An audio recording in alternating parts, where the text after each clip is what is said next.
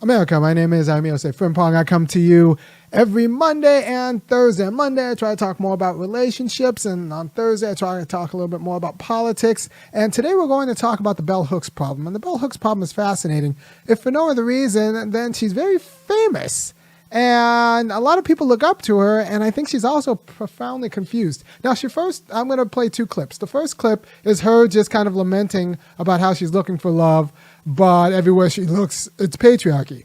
And, I actually find this sympathetic. She's entitled to her opinions. When I first heard this, I was just watching an interview with her and Gloria Steinem, and I heard this, and I was like, oh, well, she's trying to find a right way. All know who followed me how long I've been saying I'm looking for love. And recently I actually asked myself, are you really looking for love, Belle? Are you really looking for a man? Are you really, because everywhere I turn, especially in, quote, age-appropriate men, the over 50 crowd, I don't see anything but patriarchy. And I actually wake up and I'm happy to be in my house with me because, like Miss Gloria here, everything in my house loves me, honey. When I wake up in the morning, the objects in my life call out to me. I mean, I have Audre Lorde's Litany for Survival facing me right when I get out of bed. I have so many beautiful images created by women that face me as I go about my day. I mean, you all know who follow. So I didn't find anything particularly objectionable in what she said. She's, just kind of saying her opinion about what she thinks in her life and how it's worked out and what she says and her preferences. All of that sounded fine, except in the same interview, the very same interview, Steinem goes on about how, the one love of her life that she actually had, the guy she married, was like some guy who didn't care about money, and Bell Hooks then makes a quip about, oh, if he didn't care about money, he's not the kind of right guy for me. I'm gonna play that clip now. Yeah, he was a really loving, kind, wonderful man who I guess I should credit my father with, because also, like my father, he also had no possessions. He didn't give a shit about money. He was carrying his jeans around. Not the kind of man for me.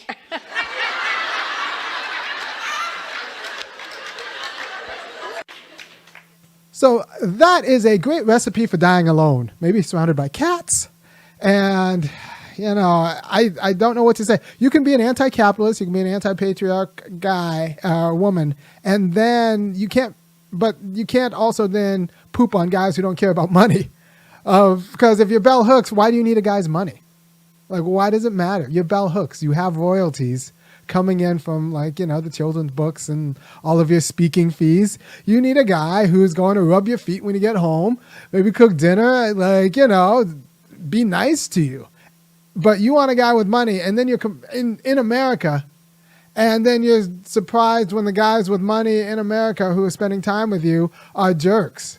That's all about you. You're confused. At least Gloria Steinem knows enough. And I'm no big fan of Gloria Steinem. She's a whole CIA agent in my book who is problematic in many different ways. But she's right enough to know that she doesn't need a guy's money. What she needs from a guy is being a guy, not necessarily like his paycheck. It's Bell Hooks who's confused about what it means to be a man, which is, not surprising considering the dicey book she wrote about this. And like I said, I didn't have a problem when she said, every time I'm with a man, all I see is patriarchy. You just can't also have the idea that, I need a man in this patriarchal America who has his own money, who makes money and cares about money. And also, Bell Hooks is a Buddhist. So, proud of, the Dalai Lama's enlightenment. I don't know if Dalai Lamas can earn as much as Bell Hooks desires, but it's just this confusion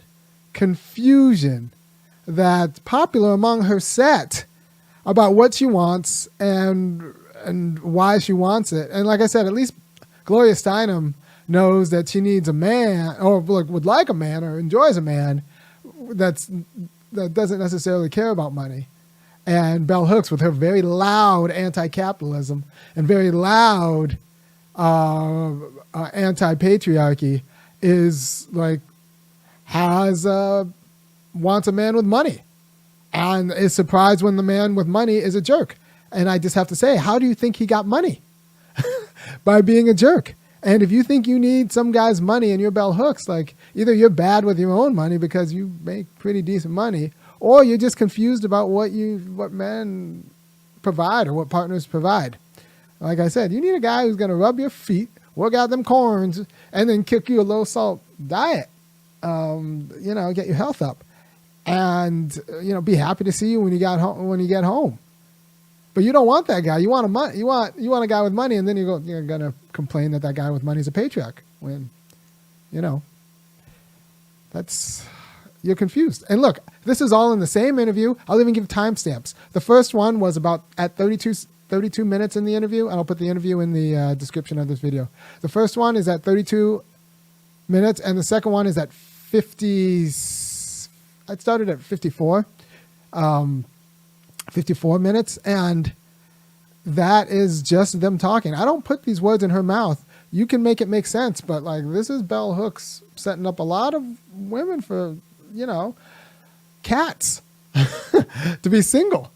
You want like you want a nice, non-patriarchal, thoughtful, like sensitive dude who also cares about money in America. I mean, good luck with that. And you have money. It's one thing if Bell Hooks were poor. It'd be one thing if like Bell Hooks was struggling. But like Bell Hooks has money. So she doesn't need another dude's money. She can just actually pick a nice dude. But she's so culturally bereft that she doesn't actually like get that. But she'll complain about the dudes that she's going for. Turns out to be jerks while she goes after jerks. All right, that's all.